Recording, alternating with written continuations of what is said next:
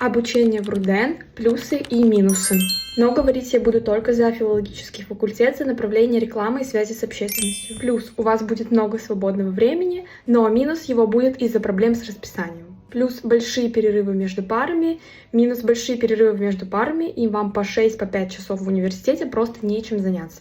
Большое количество иностранцев, с которыми можно практиковать язык, но эти иностранцы не всегда понимают, что от них требуют, что нужно делать, и вам приходится делать за них часть их работы в совместных проектах.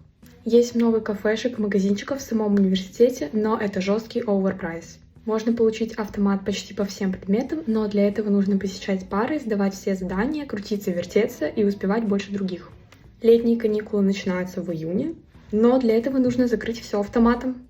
Все тесты и посещения у нас отмечаются онлайн, но эти платформы постоянно перестают работать и лагают.